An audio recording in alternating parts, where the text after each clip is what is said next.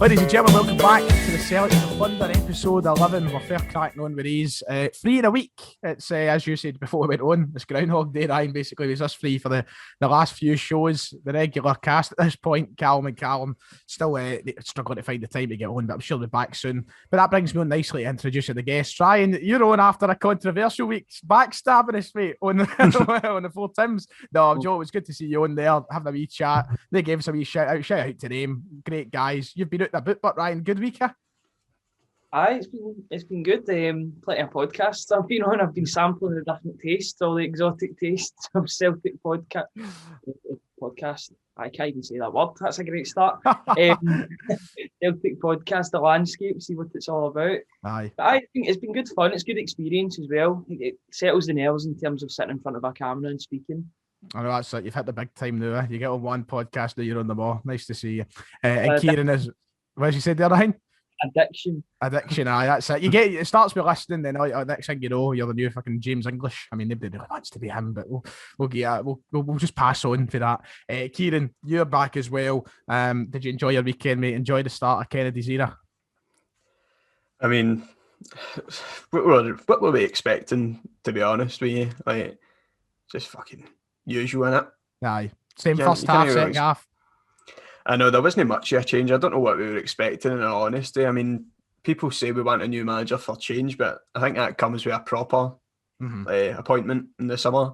Right now, I don't think anybody's got any high ambitions for these 7 games remaining now. Aye. But at the weekend, it was pretty much the same. But I mean, if you're setting up the team the exact same way that we've been setting the team up, then and with one change being Kamara, what do you really expect for the performance? So.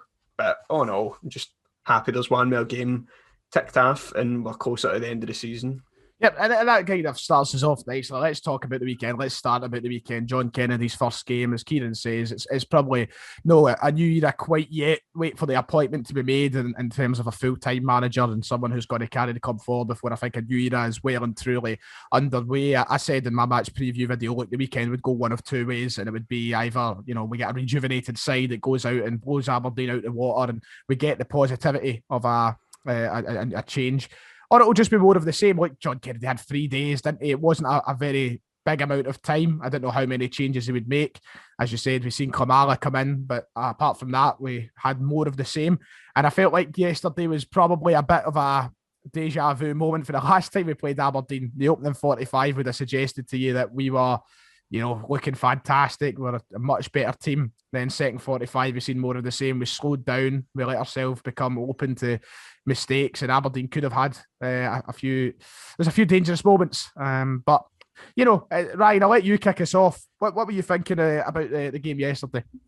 Yeah, I thought the first 45 minutes was really good. I thought we were passing the ball about a lot quicker and we weren't spending as much time with the one player on the ball. We were trying to zip it about, which was a wee bit like the way Rodgers played. We never had many players staying on the ball for a long amount of time. But the second half, old habits came back into it. I felt after 60 minutes we got really tired. We looked really fatigued, and we allowed Aberdeen to get into the game. They were putting crosses into the box. They had a couple of chances, well, not big chances, but sort of half chances. And I think we were relying on Ayer a wee bit at the end again to get out of a hole. He's been colossal this season. He saved us in a lot of games. And Kieran, touching on what he says, we've seen a lot of the same things when we got to about the 60-minute mark. A lot of that fatigue coming in. It's just an indication of the problems that are there in the team. That kind of, I don't know how many. I've still seen the debate made. Is it the players' fault, or is it the fault that Neil Lennon has left that as a problem? It's certainly something that has to be fixed, but there is going to be, one that, as you've already said, what are the expectations now of Kennedy to turn that around in such a small amount of time? This is going to be a problem to the end of the season. You're right. It's an underlying issue that there's not an overnight fix for it. You can't just magically make the players match ready and be able to keep up the same intensity for 90 minutes overnight. It's something that's going to get worked on in pre-season and hopefully under a new manager with a better fitness regime, and just because it's so important. Like as Ryan was saying, it's like he wanted to be Mel Rodgers, because it was always the same. Teams camped in behind the ball most of the time, but we were able to break them down because we kept urgent play for 90 minutes. We were the fitter team. We could keep it going for the full game. But now we play with a bit of intensity for the first half, and then the second half, we just get it completely turned on us. Yep. And it's something that's going to get drilled into the team, and whoever's here next season, that fitness needs to be the utmost priority, because that's what helped us especially get through the Invincible season. Yep. Because we were fitter than every team in the league, and we could keep up intensity for 90 minutes. And that's something that really needs to get brought back in. Talk about intensity. One thing that I quite liked from the game yesterday, and I noticed a big difference on, was how we played out wide. I think the fullbacks looked a lot better. Kenny and Laxalt looked really good yesterday, Ryan. I think that there was a lot of pace in their game. The final delivery looked better at points. You look at Kamara, he should have really converted from Kenny's cross. I think Laxalt looked a much better player inside the first half than what we've seen from him since maybe October time. So there's definitely some improvements there. Yeah, absolutely. I think Kenny had his best game in a Celtic top yesterday. I thought he was putting in loads of great balls. I thought he's really competent. That's all I can really say about him. He's competent in his position. He can play that position really well. Mm-hmm. He reminds me a wee bit of Adam Matthews, the way he just went about his business a couple of years ago. Aye. In terms of Laxalt, I thought he did have one of his better games in the past couple of months, but he's still got no final ball. There's so many times when he gets to the byline and puts a ball in and it hits the first man, or it either goes too high or it goes too low when he should be playing it the other way about. He's a bit infuriating, but I mean, he does try hard, so I mean, he does the bare minimum. That the bare minimum seems to be the bare minimum seems to be what we're getting out of every player in terms of this season. Something that Kieran said, I wanted to touch on. It's mad that, how many games is left this season now? Is it 7 games left after this? 7 left. 7 left. And you were talking about how, and it's not that you've not said anything wrong, Kieran. You're completely right what you're saying, but it's mad that we're actually having to have the conversation that we're not going to get players match ready overnight and all the rest of it when we have 7 games left in the season. This is a conversation that should be being held, 5-6 games in. Like, we need to get match ready. But the fact that we're having it now is an absolute joke. And we kind of scrape over the line again yesterday. You look at Derek McInnes's record against Celtic. I think he's had 31 trips to Celtic Park, and 29 of those have been Celtic wins. So yesterday, it was one of those ones that I think you've got to take the positives with a pinch of salt. You've got to be ready for perhaps more disappointment in the next few weeks. I still don't think we're anywhere near ready to take on Rangers at Celtic Park, in my opinion. I think we're still, coming close to a bit of an embarrassment. The team just don't look as though they're going to be up for it when it hits that 60-minute mark. Rangers are bombarding forward, and we're like, all right, what do we do here? They're going to have far better quality in that final third than what Aberdeen have, because that's been an issue for Aberdeen. 1 goal in their last 8 games, is it, they've scored? It's crazy. So compare that right now with how Rangers are playing. Oh, God, it has everything to make up for a bloodbath when it comes to Celtic Park. Kieran, we've got 1 game in between now. We've got Dundee United before that game. John Kennedy has a full week to work with this team now, a full week to do something. Do you think there must be change next week, or does it just keep playing this full 1-2-1-2? Because I really think that we need to get wide players involved still. And I don't know if I sound like a pure daft for saying it, but we just desperately need wingers on the park. It's always been so influential and crucial to the way Celtic play, and I feel like we are missing them. And you've seen how attacking the wing backs were playing yesterday, for me, showed you how important wingers can be. Because if you've got the likes of, I know Forrest isn't ready yet, but if you have the likes of Forrest or El Yunusi ahead of these full backs, you've got so many more chances straight off the bat. But he's got a full week to work with the team now.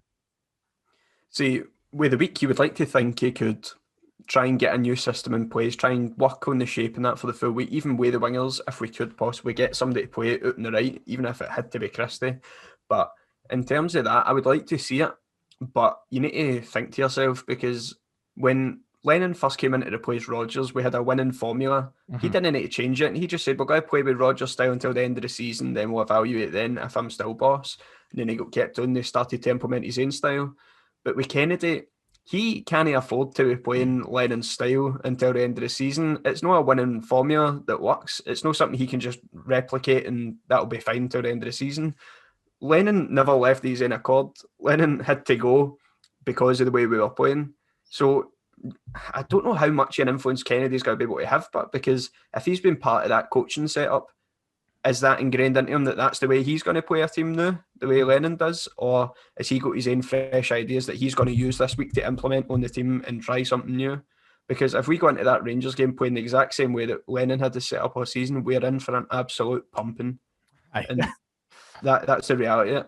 They're going to win the league at Celtic Park, and win it emphatically at this rate. Ryan, what's your thoughts towards that? What did you? I mean, there's one thing that we've not really touched on in great depth already, and that was the team selection yesterday. I think all of us were rather disappointed when the 11 came out, and the only changes. I was very happy to see Kamala in there, but the fact that Brown was once again starting, Bain was once again starting, and we had the same formation and that. I think that for as much as we probably shouldn't have been surprised, it was a bit disappointing. So, what's your thought on the next week or two for Celtic? Should there be change by Kennedy going into that derby game? I think the fact that they've got a full week to work at it, you might see some changes, but I don't know how much you can implement in a week when players are so sort of indoctrinated in the whole Lennon culture. When I saw the team, I didn't even notice Brown until 5 minutes after. So in my group chat, I was quite happy with the team. And then somebody said, "Why are you happy with it? Look at it again." And then I saw that Brown was in there. I was like, "All right." I can't really say too much because I thought Brown was okay. I think it was one of his better games yesterday. Aye. It'll be strange to see if they do change anything in the next week or so. I think we still will play the 4-1-2-1-2. I don't see much change happening, if I'm being perfectly honest. One positive that came out of the game yesterday beforehand, let's touch on it very briefly, was the Adam Montgomery contract being signed 5 years, I think it is now. He was included in the bench for the first time. And I know we don't know an awful lot about Adam Montgomery himself, and we've not really seen him play anywhere near professional levels of football. But is it an indication, Ryan, towards maybe that we will try and get some more young players signed up on long-term deals and we will offer chances maybe when we get into the split and things become a bit more meaningless? I hope so. I hope these young players get a chance, because at the end of the day, they are the future. It's always nice to see new young players getting contract extensions. It's nice to see that we're still putting work in to the youth development, which I think will be even more of a focus come next season with the way things are going, with the way the world is just now. I'd like to see more of these contract renewals, if I'm being honest, because we need to retain as many youngsters as we can, because they'll be helpful in terms of squad depth and squad numbers. As the game's going, I expect Rangers to win the league at Celtic Park. So maybe the games after that, the young players can get a chance, like Dembele and Okaflex and Montgomery, as he signed a new deal. I mean, if you're on the bench, you must be good enough to get a game. So. Aye. Well, I mean, let's try and be more positive for a minute. There's a lot of individual performances we can come on to, and I think that we want to speak about maybe Ayer a bit more in depth in a moment, and perhaps him moving into next season, will he or won't he be here? But let's talk about Kennedy for a minute in a more positive manner. For me, it was a breath of fresh air hearing his comments pre and post game yesterday. We got far too used to hearing Neil Lennon come out with bitterly disappointing, lacking pizzazz, same old excuses, fatigue, blah, blah, blah. Kennedy seemed like he spoke about it a bit more honestly before and after the game, Kieran, yesterday, which was refreshing. I know, you're right. It's something that we've really not seen an awful lot in the press conferences and interviews before and after games this season. It's just been, as we always say, it was always like Lennon bingo, just crossing off the things you knew he was going to say. And it's refreshing to hear a more honest take on things that have happened in the game and actual having reason. Like, he's explaining his decisions to start Klamala, and it was just something like, it seems like a more analytical standpoint when he's talking about things rather than just rhyming off the old stuff. So it's a really small thing to be happy about, but it's just, you're taking any positives you can at this stage, aren't you? Exactly, because we're talking about so many negatives within the fact that the performance was a bit lacklustre in the second half. We're seeing a lot of the same mistakes and all the rest of it. And for as much as we've tried to be positive all week with Lennon departing the club and that, you don't want to just turn it from lambasting Lennon with abuse to then lambasting Kennedy for abuse. You need to feel like you've got to have a kind of shining light in there somewhere. Ryan, you spoke yesterday. I remember you sent me a message when we went up 1-0. But by the way, can we very quickly touch on the fucking pass to paradise? Fuck me. But did you just get to see the first 15 minutes of the game? Because I missed fucking everything, man. No, I watched the first 5 minutes on He's Go on Red TV. Oh, I Red TV. Yeah. Who was commentating there? Anybody of Rob McLean. Oh, was it Rob McLean? Aye, fuck me. There's a pick. Who would you pick? Jeremy Culloch or Rob McLean? Oh. Don't put me in that position.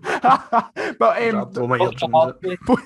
Blow your drums out. No, like, so Ryan, you messaged me when we went up 1-0 in capital letters. You wrote, "Give him the job." When we went up 1-0, perhaps getting a bit overexcited at the prospect of winning the game and what it meant long term. Let me go on. Your positives towards Kennedy this week so far. I mean, I think credentials for the job are something that has to be overlooked for now. I think there's still a bit of time before I even consider John Kennedy being a top target, even though I don't know if you do think he should be or not. Disclaimer, it was a joke. I know. I was a wee bit positive of the way we were playing. We were passing the ball about really nicely. It took me back to the Rodgers era in a way, in a perverse sort of way. Sounds like Lennon. I enjoy it. I enjoy it in a perverse sort of way. No, I just thought we were really positive for the first 20-25 minutes, and I was actually getting off my seat a couple of times the way we were playing, the interplay from Edward. It's nice to get sort of excited watching your team again, because I've just been so used to sitting on my phone for half of the game. Mm-hmm. And I felt like that was the second half, right enough, but I mean it was, but I wasn't allowed to go on my phone because it would be a spoiler to my dad. My dad doesn't want to score, so it comes up on my phone and he can pure read my face. He can see that my goals went in. He can read me like a book, so it's a bit of a nightmare. In terms of Kennedy's comments and that, I'll let you have a kind of moment to speak on it, because I think you've been tweeting and you've been voicing comments, obviously, myself and that. But what will you be making out of Kennedy in a positive way? What can you be saying for the first 3 or 4 days of the Kennedy tenure? Well, I had a break in my shift, so I thought I would watch the Kennedy interview that he done. I thought everything he was saying was dignified. He took a dignified approach. He wasn't being too big-headed about the fact that he had the manager's job. He was being respectful. But he was being coherent. It made sense, everything that he was saying. There was no bullshit around it at all. He knew the position that we were in, and he was saying everything that the fans wanted to hear. Really, aye. There seems to be this sort of agenda with some of the Celtic fans that because he wasn't smiling when we were going through one of the worst periods in our history, he should get lambasted for that. Like, you seen the WhatsApp rumour? Christ almighty, people are going on about the WhatsApp. I hate it. See when you get these WhatsApp numbers thrown out. I remember those one at like the start. Was it the start of this season? Maybe last season. I think it was. It would have been this season. I think. I can't remember now, but the one it was like Greg Taylor and Lee Griffiths were scrapping apparently at Lennoxtown. That was last season. That was one, and then you get stuff like fucking all these managerial rumours ones, and then this one now as well. Like, come on to Christ, John Kennedy wasn't smiling, so that there was a conspiracy that he was behind the scenes trying to get Lennon out the job. Fuck me, he's peace. But I know, as you said, completely dignified in what he's saying. It seems, and coherent was a really good word that you used there, Ryan. I think that we got a lot more. It was easy to read them as well. Like, Lennon wasn't transparent with the fans. He kept bringing up these behind the scenes. There's this happening. There's secrets that I'll take to the grave for how bad we've been. You don't get that with Kennedy. Yeah, I think with Neil Lennon, especially with his post-Dubai press conference, he was trying to build up a siege mentality. But that siege was never there. There was never an army behind him. There was never a fan base that wanted to go to war with the media or that. I think John Kennedy was more of what we wanted to hear. We wanted to hear about the failings this season. They know they're not in a good enough position, but he's not sugarcoating over the failings of this season. He's saying what we want to hear, and I thought it was really refreshing. It was. Let's move on to some of the individual performances of the game. One that we wanted to touch on, or you guys certainly wanted to touch on anyways, Patrick Klimala, of course, getting his first start and God knows how long. We got to see a lot more of him. Kieran, what did you make of Klimala's performance? And moving forward, what do you want to see, and what do you think we'll see from Klimala? Ignore that. I'll fix that. With Klimala, it's somebody that I've always held quite high hopes for, especially after the season. Like the start of this season, you seen he went away during lockdown, he bulked up more and he shaved the head, and he's got to be at it this season. Aye. And then he's not hit the ground running exactly, but there's flashes there. That there could be a good player there, but I feel like it's something that needs to be nurtured under a new manager, like the way somebody that could get the best out of somebody, the way Rodgers did with players, like regardless of their age or whatever, but the past in the game. It's just I feel like there's something there. Whether it's going to be a striker that's going to be banging the goals in, I don't know, but if it's a striker that's going to be there to link up play and even date to give the ball to a better striker than himself, but I feel like there's definitely a player there, and I feel like we've seen flashes yet against Aberdeen there.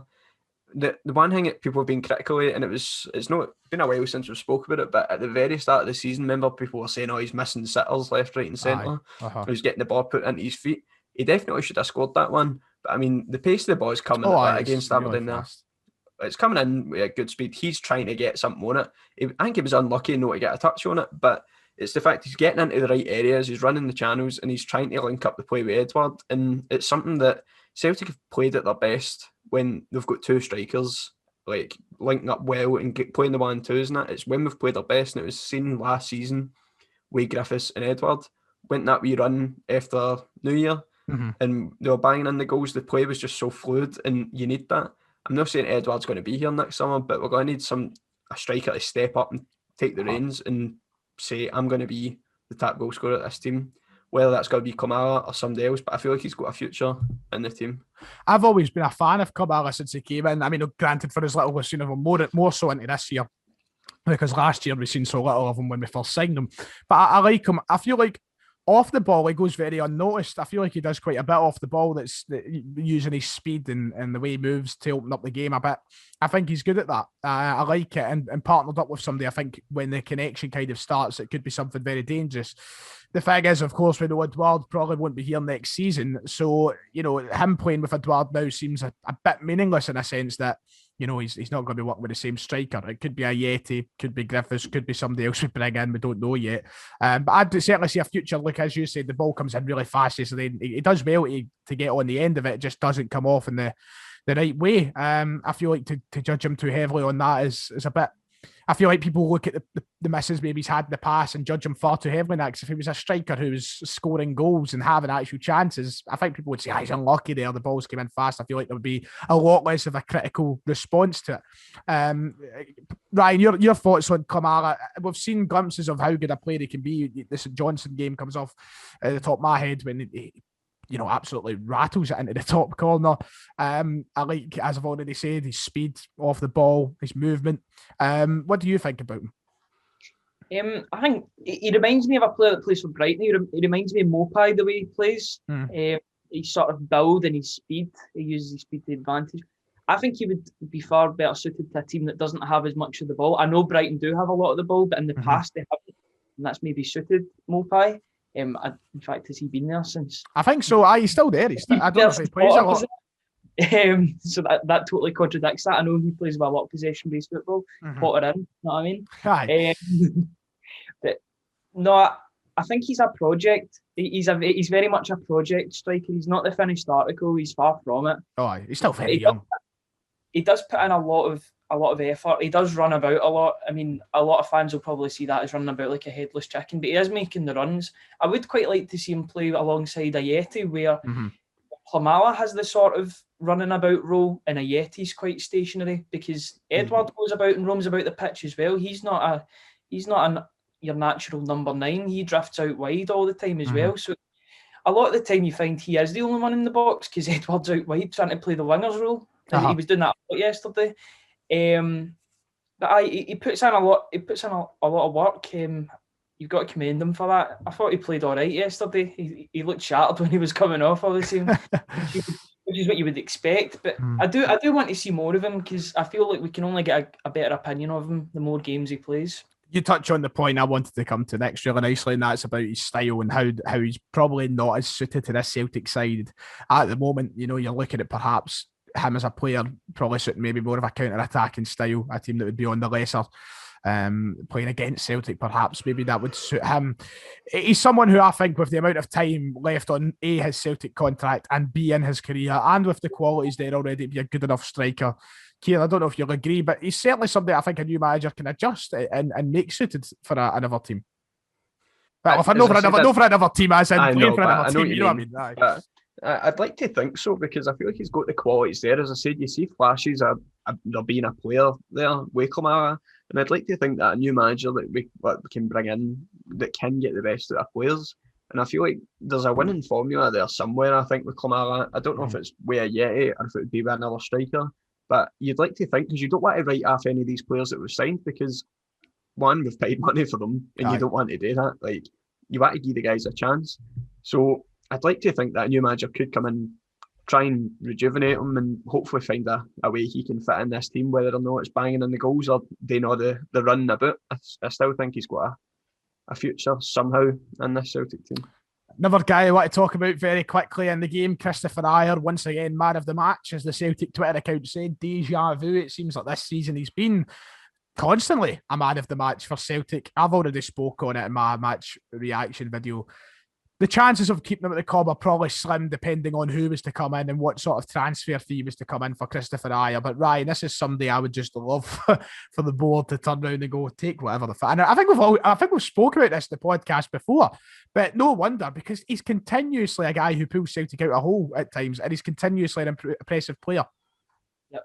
I think he's my undisputed player of the year, I would say. I think he's been the one player that stood up and been counted for the whole season. Mm-hmm. He's never hid at all. He's had to play in front of beside Shane Duffy as well. Yep.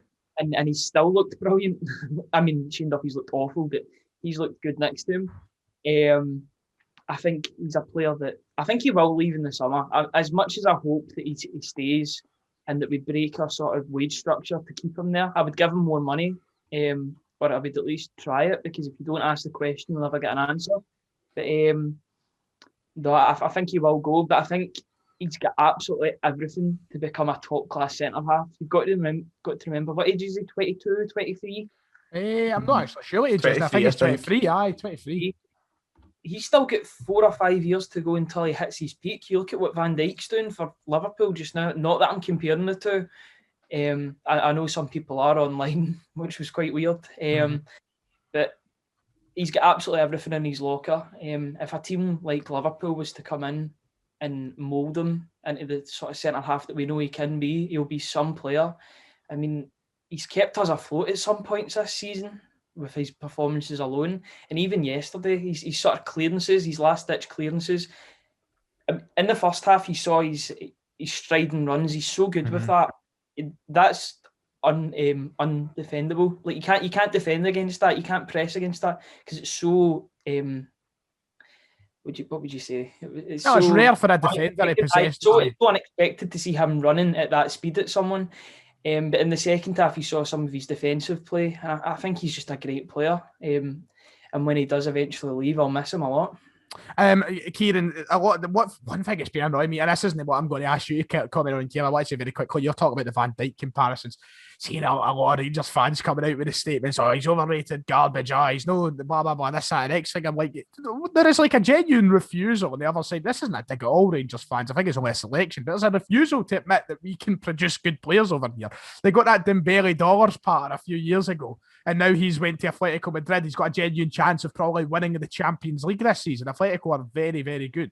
They're going to perhaps go and win the La Liga as well.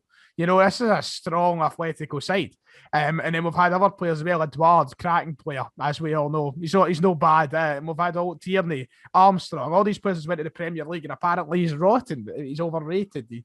I seen a tweet saying something. He's an overrated Danish pie or something, even though he's fucking Norwegian. Yeah, no, I've seen that. I think he's a cracking player. Kieran, your thoughts very quickly on Christopher Ayer.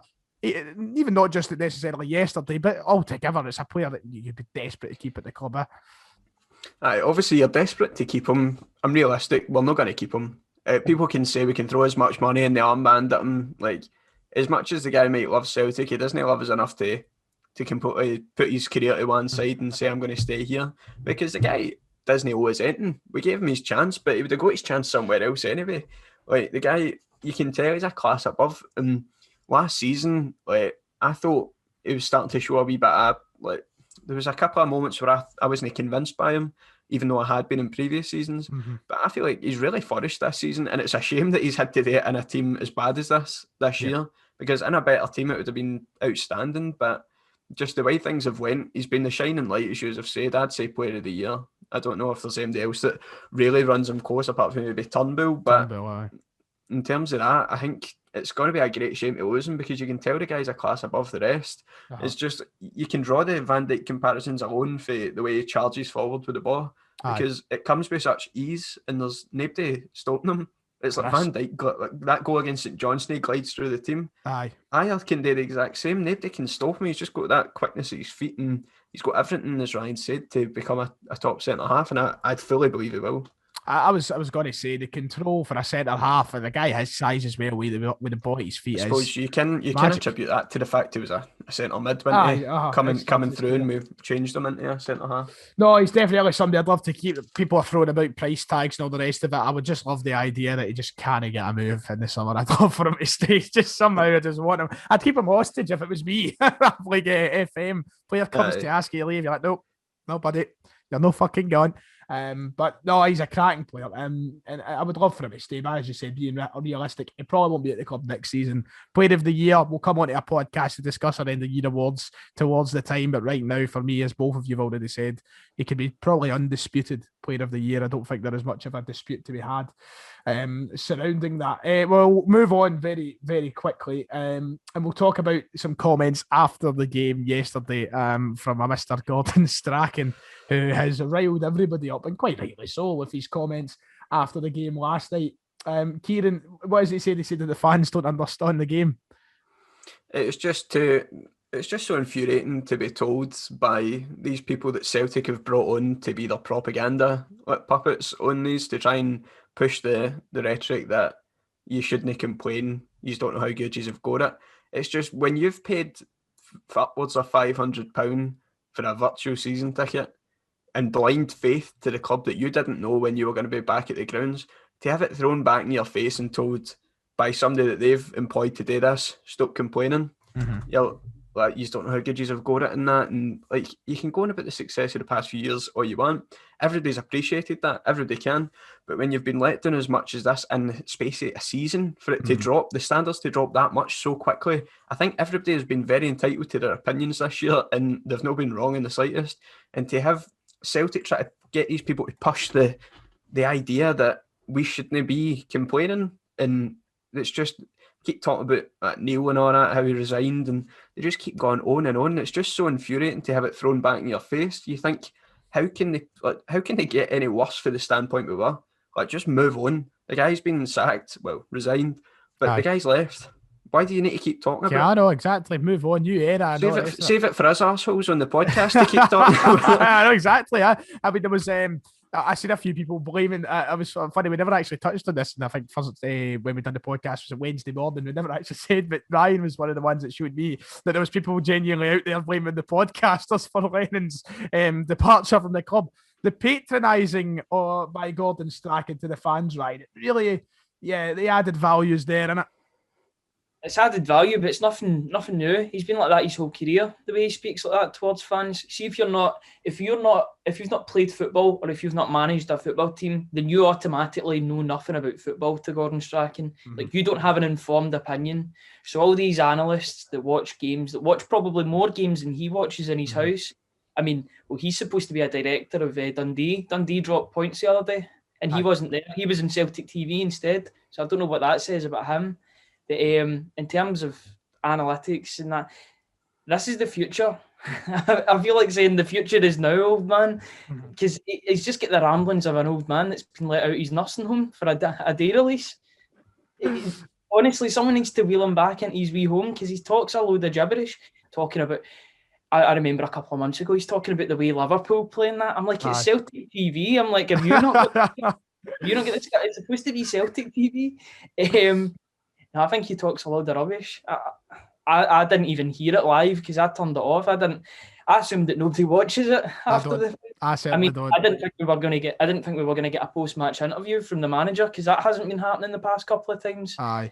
You know, it just goes into media silence before we say happy birthday to another ex-player, or we don't. In the case of Albion Ayeti, whose birthday never get made. Poor Albion, eh? Well, apt analysis, right? I like sitting in a hotel room, isolating, and he doesn't even get a birthday message for his team.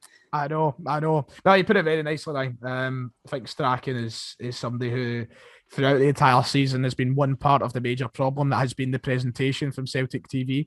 We've got McCulloch now on commentary, who, as you've just touched on there, the whole, what was it you're saying, the prolific goal scorer, Klamala. He's not exactly...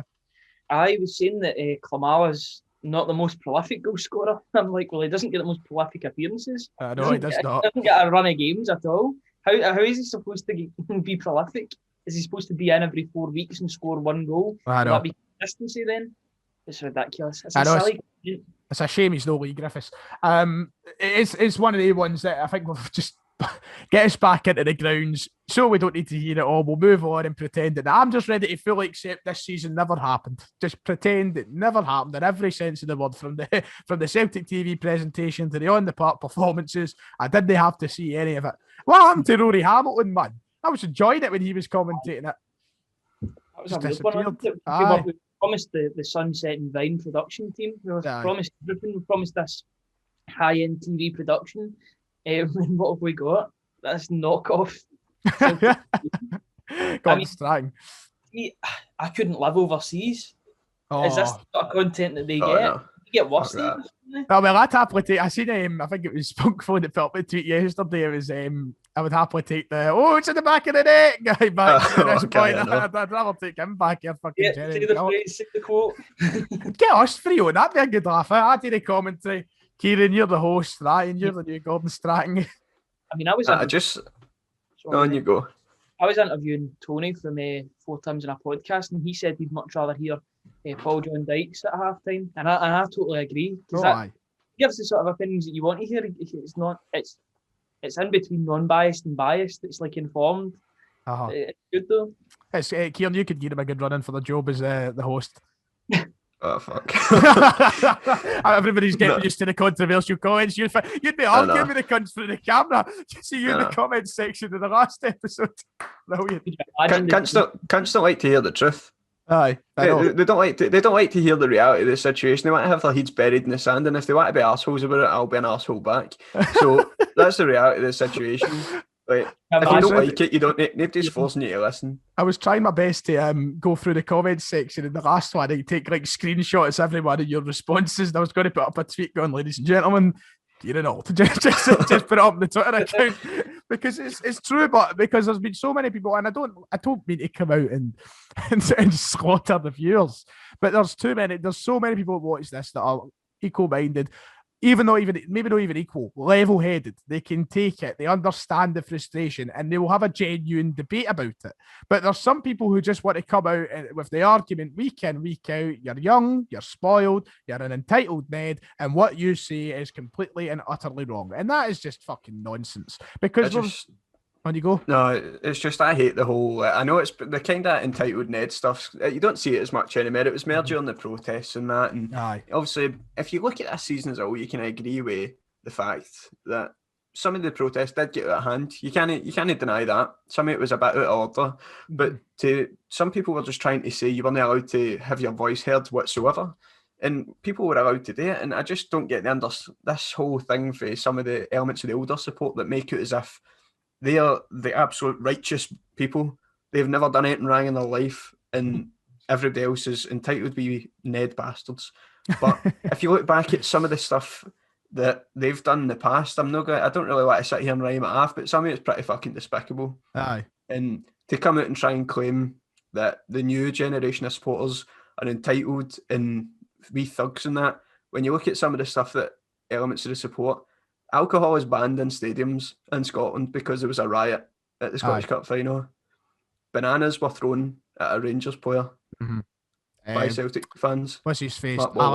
Dallas as well with a coin. Dallas with a coin. I'm not sitting here to try and of course, let's stress. You've already said it. Let's stress elements of the support. I'm not trying to tar everybody with the same brush here, but for people to come out and try and do the same to us, like we can do it right back. Aye. People in the past have cost this club majorly and embarrassed us on every stage, but we're the ones that are supposedly the worst that there's ever been. When you look at some of the stuff that's happened in the past, for select people, I'm not going to sit here and say everybody done it, but you can't just come out and say that when things like this have happened in the past, and you try and label everybody else with the same, tar everybody with the same brush in this generation. People are allowed their opinions, and because some people are too scared to voice them, we're the bastards. Exactly. It's one of those ones. Because it's the thing that I think has got out of hand in recent times is the motto of faithful through and through, and all that, and best supporters in the world. Well, everybody buys into that a bit too much because they take it too literally. Mhm. Because just because you try and say something that criticises the club when they're due criticism, doesn't mean you're less a supporter. Oh, no, of course. You're not a real Celtic fan, which they absolutely love to hit out of. And that's the thing that infuriates me the most. Like, you can't come out and say that just because somebody's not happy cutting and agreeing with assholes like Gordon Strachan on the fucking Celtic TV pass. I know. People, I just don't know why they get people in that play up to them. It's exactly what they're doing. They're getting Gordon Strachan to play up to this element of the support. They know they can keep a fair share of the season ticket holders around, and they know they can share this propaganda around those who easily buy into it. You know, it is pretty wartime feel to it because they proper go for it. They know that there are people stupid enough out there to believe every single last word of it. And that's why they'll continuously do it, because they know these people keep their season tickets, because they know that they believe the one line, as you've said, faithful through and through, like it is a proper, you must be faithful through and through, as if it's like letter of the law, Bible written. It's the fact, it's fans, people like to see it as a sort of religion thing where we go every week, it's like your life, but they don't see it as that. It's a business to them. Mm-hmm. They're more than happy for everybody else like us to see it as this blind faith fucking every week. If we all see it like that, we go to the games week in, week out, we've gave them untold amounts of money, even in our short, young, entitled lives.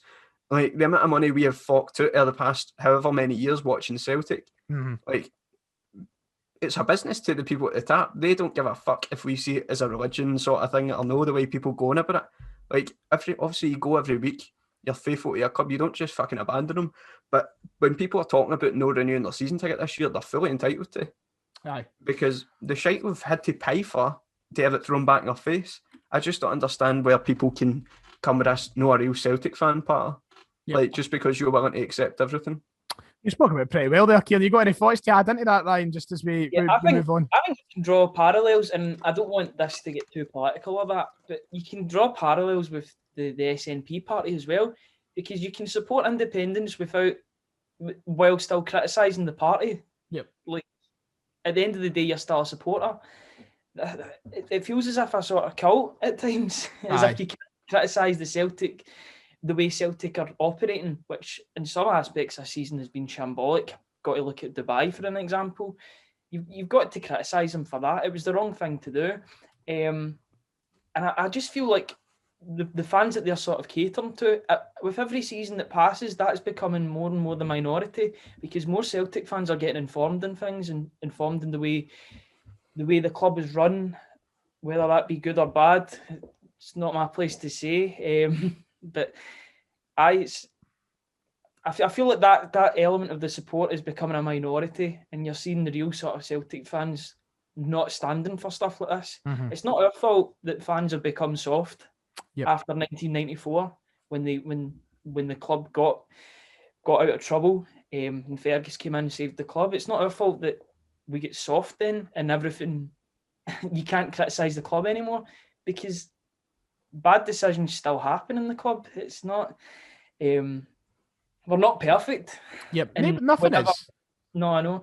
And the criticism is justified. So I would be more concerned if we weren't criticising the club, if we were just all being silent and allowing things to happen. Exactly. It was the point I was going to come on to try and finish it off in this part of the show. But, you know, this is why I'm very kind of grateful for the rise of the fan media that has been out there. Of course, I've got a part of it on YouTube, but there's so many. You've got Paul over at Celtic Fans. You've got Paul John over on State of Mind. You've got the Four Tims podcast. You've got all these different podcasts. There's tons of them now. Gig Pod, all the rest of it. There's all this media who's coming out and they're speaking about it all. Imagine if none of that was there. Imagine if fans didn't speak up. Imagine the situation Celtic would be in for the next 5 years, perhaps, if there was, you know, everybody was just sitting there going, "Oh, Lenny, what a guy. He said, what a hero. You know, we'd be going nowhere. We would be regressing at an alarming, and we have been regressing at an alarming rate for the past 6-7 months. But that would go on even longer. You need people to speak about this.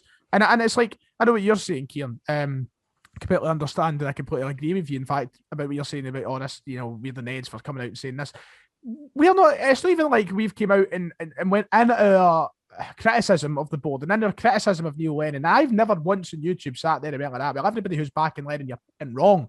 I've said you'd be daft for thinking it, because it was obvious it was there, but it was never a million. There was such a there was such a difference in the way that both arguments were held, because on their side, I feel like there was always that kind of, you're wrong, you shouldn't be allowed to think this, you're a disgrace. Never once did I turn around and say on a video or on a podcast, you're a disgrace for thinking Lennon should be in the job. You know, it was very constructive, I think, what all of us were saying. Kieran, you were going to add something.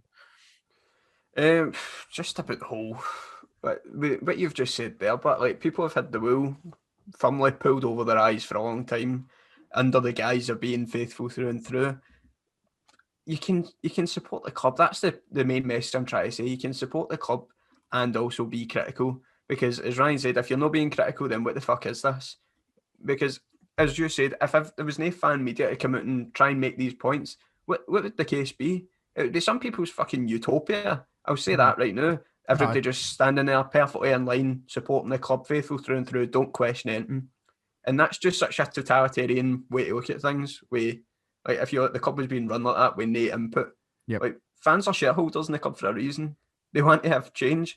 And there's the whole argument with, is it the Celtic Trust? People that want to move towards fan ownership completely in that, but they're not happy with the guy that's in charge, because he's one of the people that's pretty much in the mindset that we are talking about now, a specific crop of fans that don't like to criticise things. And if that's the sort of way you want fan ownership to run, then the club's fucked. Because if nobody's willing to stand up and make the points that need to be made, and you're just happy to go along with things, it's just, I'm not meaning to alienate people here, and it is some of the older ones that I know I've had my words with in the comment section of your video, but it's just, I just can't understand. It's a new world, mate. We don't live under the guise of faithful through and through completely. Literally, it's a nice motto to have, and it is the case. Nobody stops supporting Celtic just because of course. Like, it's as if that's in their heads, that the people that think this way, I'm not saying everybody thinks that way, but it's as if as soon as somebody criticises it, we're ready to turn our back on the club. That's not nail the on the case. head, mate. Nail on the head. If anything, it shows that you care more if you're concerned about things that are happening. Like, if you're genuinely concerned by things that are happening, instead of sitting there with a big grin on your face after getting beat fucking 1-0 after Ross County because Lennon's a club legend. The guy can't do any wrong in some people's eyes. And I understand, time could be a healer, and in 10 years I could be sitting looking back the way I have with Tierney and thought, I know I can forgive him. But as it stands, so much has went wrong in the past season due to Neil Lennon that I just can't bring myself to do it. I understand for some older fans that seen him as a player, they've seen him like in the flesh playing a player, and that they've got this in their head that he is a Celtic man, he's a Celtic legend. And for some, I'm not going to be able to change people's minds. I'm not here to do that. I'm just here to put out my point of view. I'm saying it might change. It might change down the line, but as it stands right now, I don't see it that way. Not in the slightest. No, spot on, mate. You're absolutely nailing the head. It was something I was going to come on to saying. You know, this whole, as soon as you criticise, you're apparently not a fan. You've been pretending you're only here for the trophies. That is not the case whatsoever. You're exactly nailing the head with it, Kieran. Ryan, you got to say something there.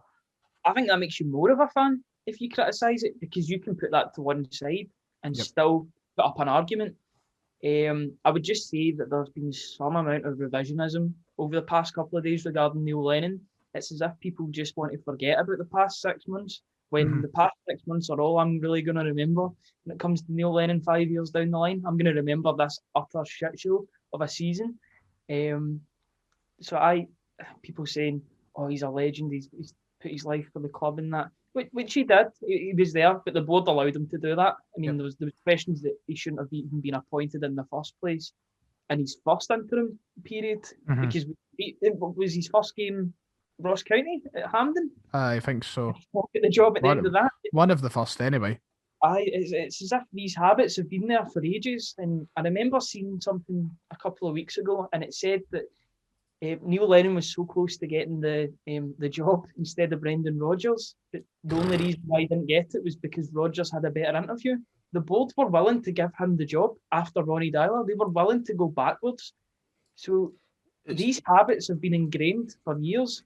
And the whole thing as well, but like, I'm sorry to cut you off, but it's just so I don't forget it. It's just, people always say this thing, Neil Lennon, what you said about Neil Lennon giving his life to the club and that, and people need to remember, Sedgwick made that man a multi-millionaire. This guy's no here after good his heart. He's not in here playing for nothing. I know. Somebody commented on the podcast the other day. I think it was the podcast, maybe the video after. I can't remember. I was fucking howling. Somebody commented like, "This is sick.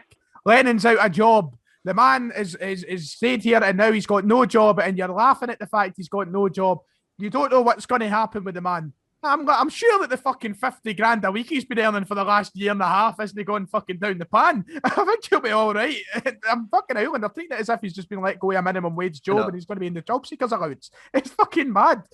I know, I just don't get it, but it's because, as you said, it's revisionism, because people are saying, oh, he's gave his life to Celtic, all these years of service and that. As I said, he's not been working for free. Aye. The guys, Celtic have made that man rich beyond his wildest fucking dreams. And you can say how much he loves the club all you want, but at the end of the day, he's been getting paid to do this, and he was hanging on because he was still getting paid. Yep. If he cared that much, he'd have walked away. And I know people are like, would you walk away for a job if you were due that? But I think it's pretty much quite something different for me walking away for the trolleys at Tesco compared to being the Celtic manager. Like, I gave 18 months service to Tesco, but that doesn't make me a fucking club legend, does it?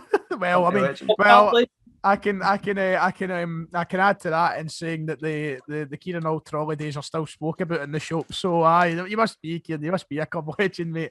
Ways been fucked since I've left.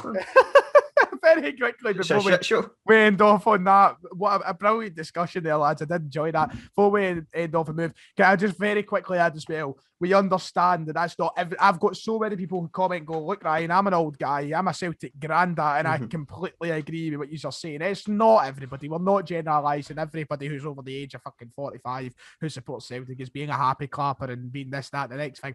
We understand that there's people who share the same opinion, and I enjoy hearing everybody else's opinion. It's like there's a total disregard for having an opinion, which has been pissing me off lately. And that's something that I'm glad that we'll hopefully get over in the next few months. But we'll move on to something a bit different before we come on to Twitter questions to end the show, to end the general discussion today. Let's talk about Ivan Toney. We're talking about problems being ingrained in Celtic. That's what you used a moment ago, Ryan. We're talking about these issues have been ingrained in the club. Well, here's an issue that's ingrained with the club, and it's been tight-arse bastards. We have heard recently, I think it was, Stephen McGowan, you said, Ryan, who came out with the fact that Ivan Toney was in Celtic Park. He was here. He was not ready to sign, but we looked as though it was going to happen. We looked towards it happening, and we didn't want to shell out the money. And we decided to go Albin Ayeti instead. I think it would have been about a £4 million, maybe £3 million difference in the signings of those two players. And the board decided to let it go. And since Ivan Toney has went down to the English Championship and scored 24 goals and got 9 assists, it's stuff that our strikers could only dream of this season. Ryan, it's just another one of those ones that's is deep in the problem at Celtic Football Club. Again, you get what you pay for. Like, there seems to be this sort of idea that it's a risk to spend X amount of money when players like this are so obvious. He's been banging in the goals for years, albeit in League One. But to be fair, we did buy Lee Griffiths from League One Wolves, and he's done all right. Mm-hmm. And well, up until the past couple of years, but you know what I mean. Aye. You know what I mean. Before no, absolutely. Yeah, no, I know what you mean. Aye. My favour. No, it was so obvious. I remember when the news came in that we were looking into buying him, I was like, this guy's a serious player. I remember Newcastle, he was on Newcastle's books and then he left to go and get more football and he was banging them in at Peterborough. And then when it came through that we weren't signing him, and when Barry Fry was coming out and saying stuff like Peter Lawwell was messing about, I was like, it's the same old story again and again. McGinn, strike two. Mm-hmm. No, I was gutted when we didn't get him, and then it kind of softened the blow, the fact that we got Ayeti instead. At least we did get a striker, but the way things have transpired this season with Ayeti's lack of fitness and Tony's just demolishing of that league down there. He's like the second coming of Ollie Watkins for them this season. Aye, spot on. And he's probably going to go for 30-40 million now. He'll never play for Celtic now. It's a bit gutting. It's another one of these misfires this season. Of many misfires. We've had tons of them, but that is an expensive one. You think of the positives that comes with signing for Celtic over Brentford as well, European football, the chance to win silverware, the chance to work alongside great players too. And, you know, we let him have, it was our own wrongdoing, our own faults that we let that slip away, Ryan. That's something else I would say. It's a sad indictment of where we are at the moment, but signing for Brentford is more attractive than signing for Celtic just now, with the way that Brentford's run. You look at Said Ben Rama. He earned his move to West Ham after playing a couple of seasons for Brentford. The way their scouting system works is brilliant. The way Thomas Frank develops the players. A managerial appointment that is out the box. Yeah, it was out the box. No one had really heard of him before he went to Brentford. And it's one of the sort of signings that we should be going for, a manager of that sort of ilk that can go in and improve players, because he hasn't spent that much money at Brentford. A lot of his transfers will be because of the transfer fees that other Ben Rama, Watkins, Endre Konza, all these players that they've sold on after developing so far. And some of the players that they've brought through have been brilliant. Ollie Watkins is tearing it up in the top league for Aston Villa. Aston Villa are a good side. No, it was a missed opportunity, and it is a sad indictment that Brentford's more attractive than Celtic. I know a lot of it was due to us not paying the money, but I mean, if the player wanted the move, he could have held out and tried to force a move to us. But the fact that Brentford were so keen on him, it shows how bad we look in the current market. Kieran, what was your reaction when you seen it? I know a lot of what Ryan said as well, but any thoughts to the fact that, this is once again a John McGinn Part 2 sort of scenario? See, it's a problem that goes back even further than John McGinn when you think about it, because this is a problem that's happened at Celtic for quite a bit of time, and it's something that you could, when people talk about Lawwell's legacy, this is one of the parts that you need to think about. The players that we have missed out on by being penny pinching. John McGinn, I mean, as you said, there's no guarantee. Let's say Ivan Toney, he's hit the ground running at Brentford, but in this Celtic team under Neil Lennon, do you think he would have? Yeah, you've got to consider that. Yeah, yeah, it's always a possibility, but when there's that quality there, you like to think that he would have done better than what Yeti has done this season. Yep. But you go back to John McGinn, somebody that we weren't willing to pay £3 million for, man, was it though? £3 million. So it's buttons, and the guy's top class, and it's proven it for Aston Villa and even Scotland. Scotland's best fucking player, man. Mm-hmm. But even if you go further back, when you go sign in place, Yusuf Malumbu. Aye. That is a problem. That is a problem with the transfer transfer dealings. It's just so it's erratic the way we sign players. It doesn't make any sense. There doesn't seem to be a model. It lacks logic, doesn't it? It lacks logic. See the one that everybody forgets about, but like if you go back years again, Stephen Fletcher, somebody that we penny pinched. It was a minuscule amount of money extra to get him, and Celtic got a principal they're not signing him. And that man went on to have a very prolific career down south, and it would have been brilliant for Celtic back then. But he could have won his league with the goals he could have scored, but we let him go for X amount. Like, we never paid. It wasn't even a lot. It was like extra amount of money that somebody down south paid was like, it wasn't even $1 million or nothing. It was like below $1 million in difference, and Celtic weren't willing to pay it. It's something that you hope that Dominic Mackay has always been the case. Yeah, you're hoping that Mackay or something comes in and fixes it. Of course, there's a lot more to it than just a CEO decision. You've got to have a Desmond to go there, and a manager as well. There's a lot to it. It's not as cut dry as let's put that money down. CEO does it, bang, and it's over with. But it's certainly something that has to be reassessed. It's something that needs to be fixed, and I think that'll be something that's addressed with the introduction of a director of football. Surely that's someone whose role there in the club would be to make sure that signings are made if we can afford them, which we can afford. But the other ones that have got to try and drive the bus to getting these players through the door and try and create change at the top of the ladder, and recruitment being one of the main fields for them. So you're hoping that kind of changes with a director of football coming in. But it was certainly eye-opening once again to see the fact that we did have a player in the ground, and yet we let it slip away and we let him go to the pastures new elsewhere, which was it was sad to say the least. We better move on to the Twitter questions. We've got a lot to discuss over the next few weeks. It's exciting. We've not even got to go into a lot of the talk about managers, but we're going to have weeks to do that. Sean Maloney was on Sports Scene last night. I wanted to kind of touch on that. He was keeping his cards close to his chest when asked about the Celtic job. Very quickly, Ryan, a Martinez Maloney partnership, it's something to me that looked unrealistic, and still probably more unrealistic than other appointments. But he was quite cryptic last night, wasn't he? He was quite. It was a sort of half. I'm quite happy where I am, but half. If you want to come and get me, come and get me. Aye. He wasn't totally against the idea. You could see it in his face. You could see he was a bit tempted. Maybe further down the line he'll take that job. I don't know about the next appointment, but maybe further down the line once he cuts his teeth somewhere else. Did you make much? Celtic's a really difficult place to cut your teeth in. It is. We'll talk about the pressure of the job. There's pressure unlike it elsewhere when you come to Celtic, especially as your first job. But Kieran, what did you make his comments last night? Could you see the Belgian boss make his way to Parkhead anytime soon?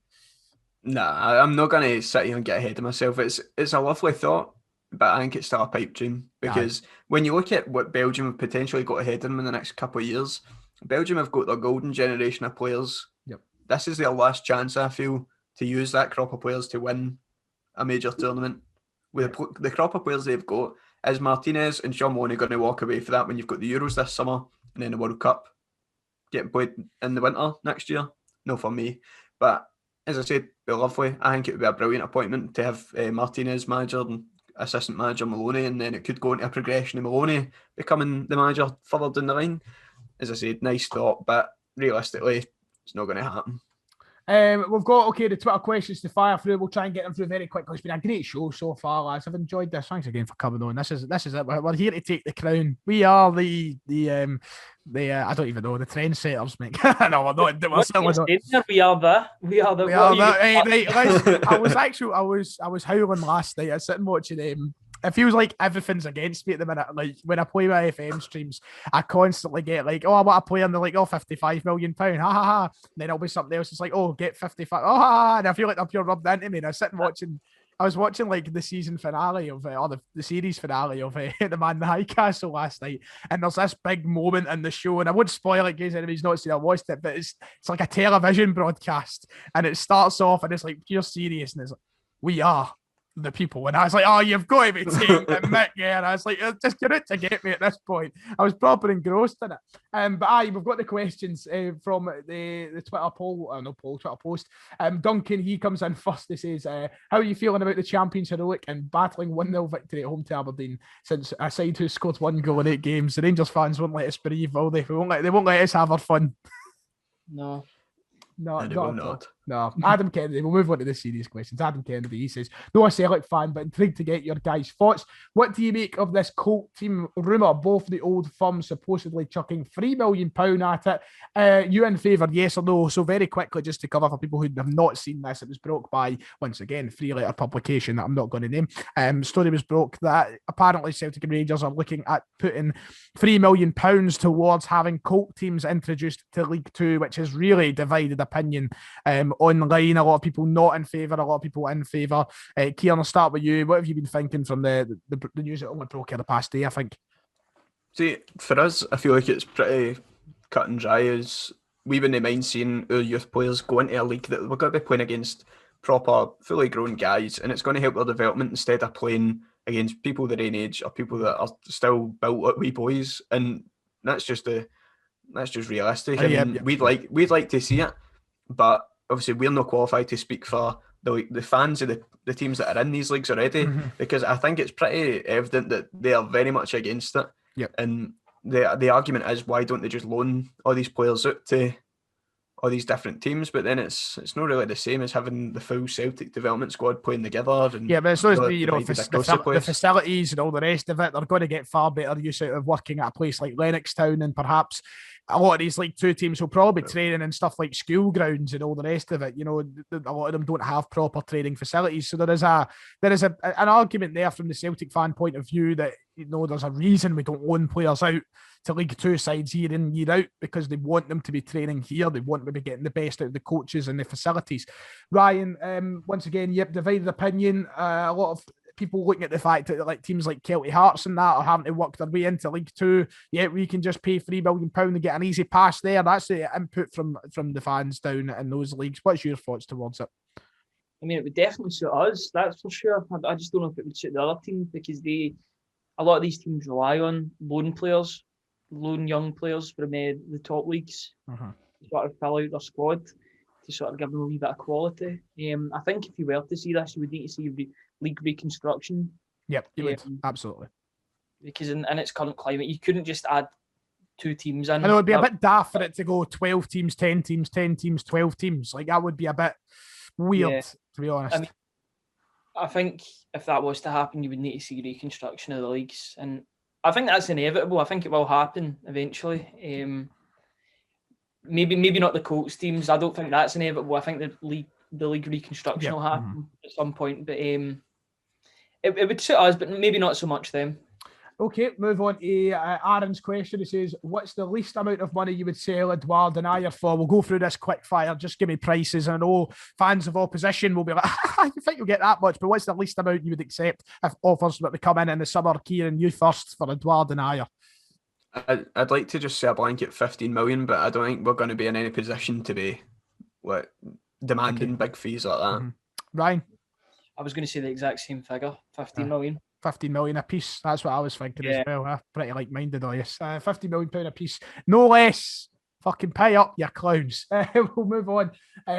Let's see. Connor Carr. Why this season is Edouard so greedy on the ball as opposed to previous seasons where he links up with other players for the goal rather than just taking it all upon himself? What's your thoughts towards that, Kieran? I feel like a lot of times this season, I feel he's been taking one too many touches, or he's just been making the wrong decision. And you maybe could play a pass off. Yesterday being the perfect example with Sorrow and them having to be back and forth after the game. But I mean, he's got the quality. I think he believes in himself that he can go and score the goals. So he's trying to think he can do it for the team. Yep. I don't know if that's just the mindset he's got or not. And I don't know if it's a specifically bad thing, because a lot of the times this season, who has he actually got to pass to? Yep. Like, has it been a better option? Like, it might as well be greedy in half the situations. Ryan? That's what I was going to say. I was going to say the exact same thing. He might as well take it all upon himself because he doesn't want to make himself look bad. He doesn't want to bring himself into this dross. If he wants to try and score a wonder goal, it'll make him look better. Because at the end of the day, I mean, he is going to be playing for a move. He is. Yep. He's not going to be there next season. As sad as that is, but he might as well make himself look good in the process, which I don't have a problem with because he's got us out of jail so many times before. The way I look at it is we've not been playing with a fucking system anyway, so he may as well do. As you say, bring it upon himself, try to do something. I mean, what was the tactic under Lennon? What was his instructions? I would love to know. So maybe he is just fuck it. Look, Thomas says, is Potter coming home? I wouldn't mind it. I mean, I feel like he's sabotaging himself at Brighton at the minute, missing 2 penalties yesterday. Perhaps he's got an eye elsewhere. Who knows? I think that's a bit over ambitious. Should John Kennedy have an assistant role next season, says Lewis? If he stays on at Celtic, my opinion is it shouldn't be as an assistant. It should be as a coach. I think that whoever comes in as a manager deserves to be able to bring in their own assistant, unless they choose Kennedy for that role. I think to shoehorn Kennedy in again just shows a kind of situation that the club is stagnating in and then making easy decisions. Ryan? Yeah, I agree with that. I think he should be a coach, not an assistant. The new manager should bring in somebody of his own choosing. I don't think he has I don't think he can go back into like the reserves or anything like that. I think that would look bad if he was to take the interim job and then get pushed down to the reserves. And I think Stephen McManus has got that job anyway. Yep. He's got to be there or thereabouts in terms of the coaching team. I don't think he can just discard them after one bad season when he's been a part of so many good seasons. That's starting to sound like something that Lennon would say. But I think he should be a coach. Like, he should come as part of it, though. He should be like a coach, but the manager and the assistant should be their own people. Yep, exactly. Kieran, do you want to add in anything to that very quickly? I would say if I had to choose, it would definitely just be a coach, but I don't think it's going to be up to him to decide whether he's got to be there. It's got to be up to the new manager. If he wants to bring in a whole new coaching setup, he's got to be at the door. You can't have time for sentiment at that point where he's been here that long. Like, if the new manager comes in and says he wants a new team, then Kennedy's not got to be there. He might get pushed back into the reserves, but the likelihood is he could get pushed out altogether. I'm not saying I'm on board with that, but it's just a reality. Yep. Because we've only got about 2 minutes, 50 seconds left in the Zoom call, we'll probably have to end it off there. But a quick shout out to people who also sent in questions. We'll have time to add today. A lot of the regular people. John F. Kennedy sent a question in again this week. He's quickly becoming a familiar face to the show. Aaron, Celtic, OK, Kevin, Barry, Gunman, Greg, Jamie. A lot of people who sent in questions that we're not going to have time to get round to today, but make sure to get involved if you don't already follow the Twitter head over there, and you can get your questions in every week. But that about does it. I think there's been a cracking show today, lads. We've went into a lot of good discussion. We've spoke for a bit, and perhaps a lot of the same negative undertones were there. But I feel like we're gradually getting to a position where we can be more positive on the show just now. The light is at the end of the tunnel. It's getting there, but we've still got a wee while to go. I feel like this is a temporary light, like a wee artificial light. and then we'll get into darkness with the Rangers game, and then we'll get that light again. Aye, it's like an emergency light, like when you're in a bunker or something. It's just there for the time being. Headlights signal danger. Yeah, that's it. We've had Billy Ocean. Well, thank you lads for once again joining me on the show. It's been an absolute pleasure to have you on. And we'll be back again at some point, I don't know, next week probably, where we'll talk more about John Kennedy, talk more about Celtic and the likes. If you have enjoyed, make sure to hit like and subscribe if you've been watching on YouTube. If you're listening on Spotify, make sure to give the show a follow and share it out on all the relevant social medias. Till next time, for me, Kieran and Ryan, we'll talk to you next week. See you after.